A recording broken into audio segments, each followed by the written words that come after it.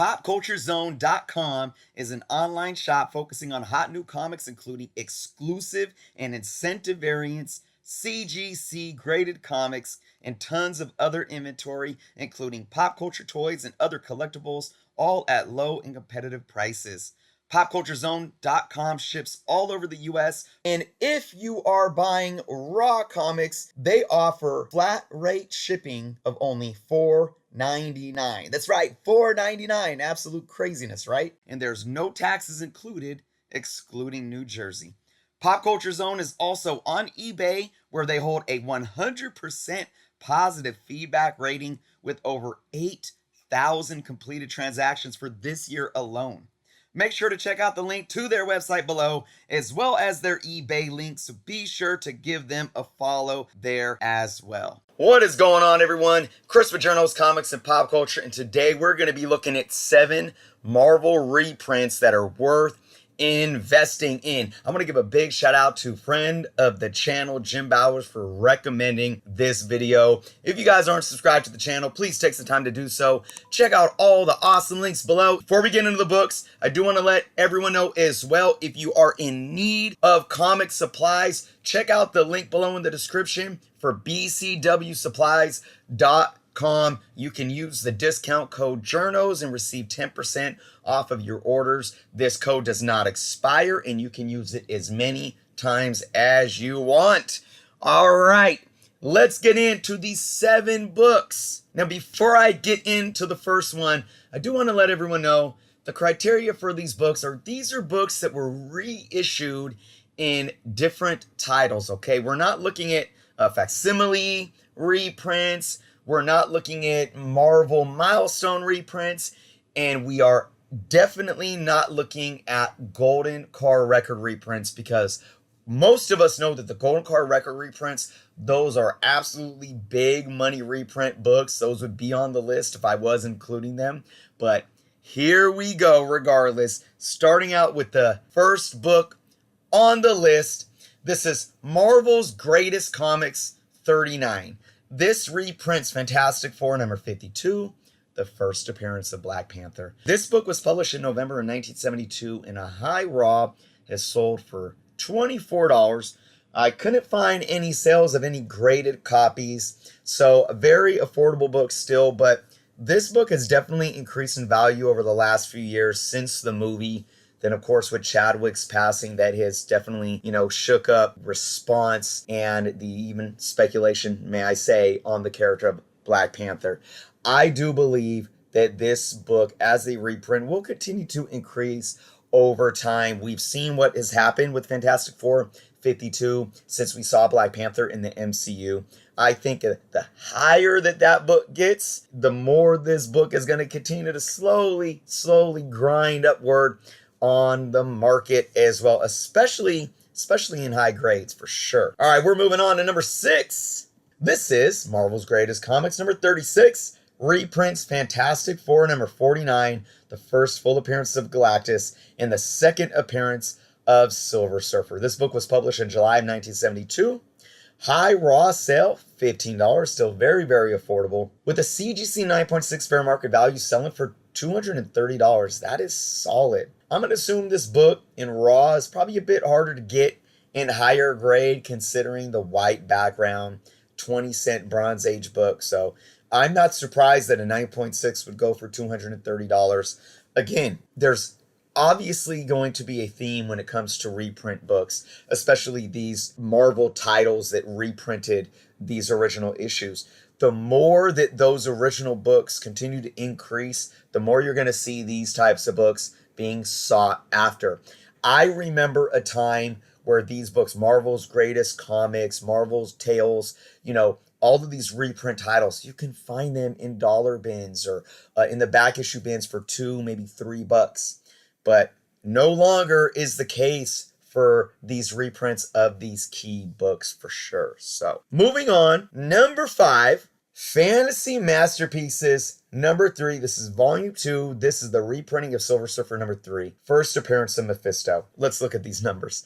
Published February 1980 with a high raw sale of $92. Okay, a couple things to take into consideration here. I have a few copies of this book, and that was before we had any type of real speculation on Mephisto with the Marvel Studios Disney Plus shows like WandaVision. This book has increased because of this spec. This spec has kind of been letting people down. But here's the thing, and this is what I'm going to say for this book long term, and even obviously Silver Surfer #3. I humbly believe that Mephisto is coming.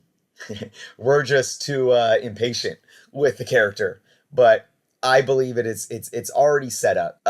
It's there if you put the pieces together. Again, my humble opinion. So although there's this kind of reactionary hype over this last 6+ months since WandaVision for this character, maybe that'll affect the value of this book moving forward. But I just think long term, this is still a very, very solid reprint issue to collect. That Silver Surfer #3 has just increased so much in value. We might see it cool off if we don't get Mephisto anytime soon. I definitely see we're going to see some dips. Could be the same for this reprint. But then once we get Mephisto, it's going to be on and popping for this one. All right, moving on to #4 on the list. Another Marvel's Greatest Comics. This is #35. Of course, it reprints the Fantastic Four 48. First appearance of Silver Surfer, first cameo appearance of Galactus. Published June of 1972. High raw sale, $89. CGC 9.8 fair market value. Sent at about $180. Again, I say these for Fantastic Four 48 and 49. Both of those books paired have been doing absolutely crazy things on the market. Both of them over the last about year and a half or so have roughly tripled in value for both of them. So I'm not surprised that this book in a high raw sale is selling for $89. Again, this is another one that you could easily get for $5, $6, $7 a few years ago, and now it's not happening, especially in those higher grades. Moving on though, #3 on the list, Marvel Tales 106 reprints The Amazing Spider-Man 129, first appearance of Punisher and the Jackal, published August 1979, high raw sale $135, CGC 9.8 fair market value $480. This book right here has the value and the fair market value and numbers of a key book already. I think what makes this one stand out above some of the others is that it took the original Gil Kane art of Amazing Spider-Man 129 and kind of made it a variant of that cover because you get the red background instead of the yellow. I think it is absolutely amazingly done. Obviously, you get the Marvel Tales starring Spider-Man instead of the Amazing Spider-Man classic font. But again, that art there is the original. So I think it just makes this book a very, very affordable substitute for Amazing Spider-Man 129. But again, you talk about affordable. Amazing Spider-Man 129 is about tripled in value over the last year. And this book has gone up with it. I purchased this book maybe 2 years ago in a high grade for about $20. Not anymore. All right, #2 on the list is Marvel Tales Annual #2. This reprints X-Men #1, which is obviously the first appearance of the X-Men. These Marvel Tale Annuals basically start Volume 2. These books were giant size, king size books, and they reprint in multiple issues. I do believe this reprints Strange Tales 110 as well. The first appearance and origin of Doctor Strange. Do not quote me on that. If anybody knows for sure, let me know in the comments below. But obviously, the big takeaway from this is that first appearance of the X-Men being reprinted. This was published in January of 1965. High raw sale, $175. CGC 7.5 fair market value. That was the highest I could find in grade, that is. $375. This is a key book. There's no other way to say it. It is a reprinting, but it is a key book. We know what these original copies go for. These are your Silver Age blue chip legendary first appearances of all your legendary characters. So getting your hands on a reprint like this which is the first reprinting of these books, it's a key book in and of itself. And again, it's already a Silver Age book alone, white background, I'm sure very, very hard to find in higher grades. So again, as those other books continue to go up and folks get priced out, more eyes and demand are going to fall on reprint books like these. All right, is everyone ready for the #1 book on the list? This is like the grail of all grails of reprints, at least, like I said, in this rule set of reprints. Marvel Tales Annual #1. This is that book. It reprints Amazing Fantasy 15, Hulk #1, Tales of Suspense 38, Journey into Mystery 83, Tales to Astonish 35, and more. It has the reprinting of the first appearance of Spider-Man, Iron Man, Thor, Hulk, Ant-Man, and it doesn't stop there. This was published in January of 1964. Again, the first reprinting of all these amazing, amazing classics.